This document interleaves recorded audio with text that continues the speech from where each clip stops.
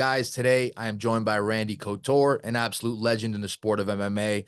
He is a man of many other credentials as well, including a successful venture into the world of acting. Today, he joins us here on The Scrap to discuss his role in the new fantasy action film, Angel Fallen Warriors of Peace. Randy, first off, it's an honor to sit down with an MMA icon like yourself. How are you today, man? Doing great, man. Sitting on the front porch of my ranch. It doesn't get much better than this, honestly. So to start off, right, let me just say, I mean, to parlay such a successful fighting career into a great acting career now, I mean, it's so commendable, right? How has this whole journey been for you as an actor since you started this? It's been really interesting. It's not something I ever saw myself doing. We got a call from the UFC in the early 2000s. Hey, we're doing this crazy movie with Jet Li and DMX called Cradle to the Grave. They want some Yes, authentic cage I fighters actually saw for, that. for this underground fight scene. And I got the call. Tito and Chuck all got the call when we're all in that fight scene in that movie. It's interesting because Chuck and Tito actually fought each other back then when they wouldn't, that was the fight that wouldn't happen back then, but they did it in the film. And then I got to fight Jet Li with one line in the movie, "Let's go, chicken shit." Yeah. But we spent 7 days on a set in Los Angeles in an underground garage filming that one 5 minute scene. It was an intriguing and interesting process. It was a lot like going to Oz and getting to pull back the curtain and see the guy pulling the levers, making all the smoke and fire. It was really, really intriguing and interesting. I'd been a moviegoer since I was a young boy. Mom used to take us to the theater on Saturdays and drop us off for the double feature, and it gave her a 5 hour break from us kids, and we got to go to the movies. So I've always loved the movie, but it wasn't something that I saw myself doing until that opportunity presented itself. And I was immediately intrigued by the process and went out and started taking some acting classes actually, and eventually found an agent. That's kind of a catch-22. They want you to have some credentials before they want to represent you, and you can't get any credentials unless you have a representative.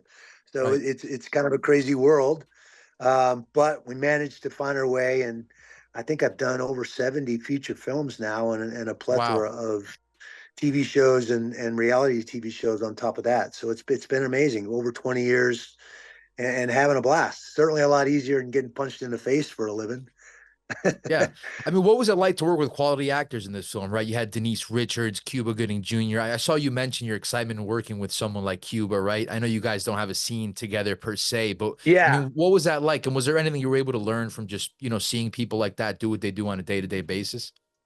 Well, obviously the one scene I had was with Billy McNamara, who's Yeah. an amazing actor and has a storied career, a lot of ups and downs like everybody else, but an amazing guy. And it was the second film I've gotten to do with him. That was the second time I've gotten to work with Denise as well. We did a movie over in the Czech Republic called Alpha Code that was a lot of fun, and we had a lot of scenes together in that one. Obviously, this one we didn't really have any scenes together. But she was fun to work with, and it's great to be able to rub elbows and be on screen with guys with a reputation like Cuba. I mean, that only helps your career and helps you get more jobs. Work begets more work, right? And certainly rubbing elbows with a guy who's had an amazing career like he has is not a bad thing. Would have been fun to have some scenes with him and actually get to work with him. I thought the character he played in Balthazar was amazing, and he did it very, very well. He makes that dialogue just flow, and he does it very, very naturally. And I think that's what you're looking for.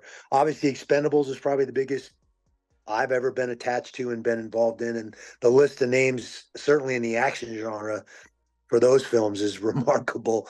I think we had what, 16 guys and gals in that, Oh, yeah, it was to the cover the all-star whole side team. of a city bus. It was ridiculous. But and those are the guys you want to pay attention to, sit in Video Village and watch the Sylvester Stallone or Bruce Willis, even Schwarzenegger, and how they approach this and how they work at this profession. And then, there's a stark contrast in how they approach it and how they treat it versus some other guys that you see that have those severe ups and downs and fall out of favor. So those guys are very professional. They know exactly what they're doing. They know where their wheelhouse is.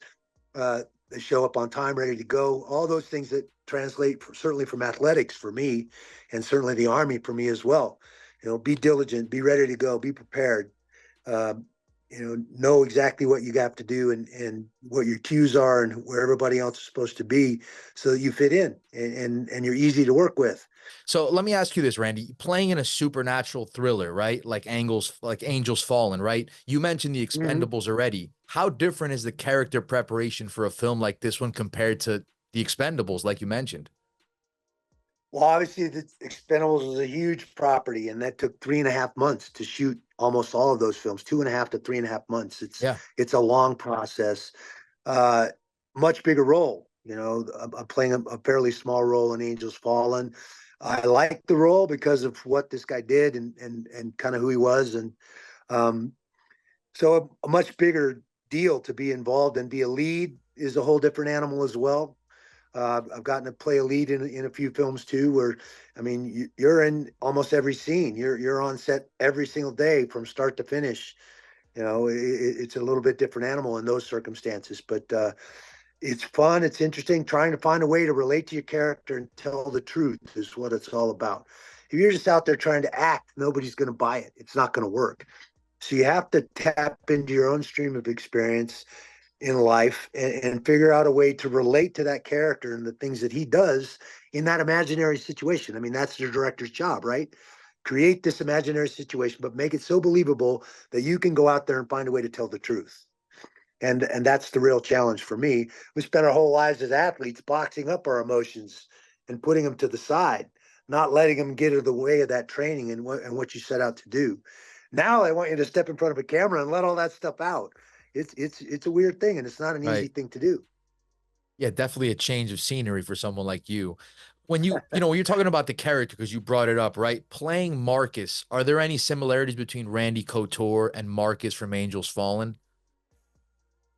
I think there's always some similarities because, like I said, I think you're tapping into your own stream of experience, Yeah, and a little of you is definitely going to bleed out. There's no way that can't be that way. And so, whoever you ran across, or whoever you're finding a way to tap into that person and portray that. And so, I think there's absolutely a little Marcus and a little Toll Road, in a little of me in each one of those characters for sure. absolutely. So it looks like we got a couple minutes here, Randy. Let me ask you, have you been able to watch the film or is that something you still plan on doing? I watched the film last night. I knew Oh, I had great. these interviews lined up today. Great. And we just got into the ranch yesterday afternoon. So I watched the film last night. I rented it on Amazon Prime last night and watched it from start to finish and was very Your thoughts? pleasantly surprised. I liked it. It was entertaining. Uh, I thought it went very, very well. I thought Cuba was great as Baltazar. All the characters were well defined. The effects were very, very good. Obviously, if I was going to critique anything, the military scenes, having the gold rank on those guys' desert uniforms was a mistake, but that's being a little critical, honestly. Other than that, I thought it was very, very well done, and I was entertained. I enjoyed the time watching it. One last question here. Can you give us three good reasons why fans should watch Angels Fall and Warriors of Peace? I think people are going to love this movie because of the action. It's a cool story and it's a journey. I think that once you start, you kind of want to see where it ends and how things go. So there's some great special effects in it. There's some very good actors and some very good scenes in this movie, and I think people are going to be entertained. Well, there you go. Randy, we really appreciate your time giving us some great insight on this film. I definitely think people need to check this out if you haven't already. Angels Fallen, Warriors of Peace is out now. You could check it out on Amazon Prime like Randy did and a bunch of other places. Thank you so much for the time. Thanks for having me on. I appreciate you.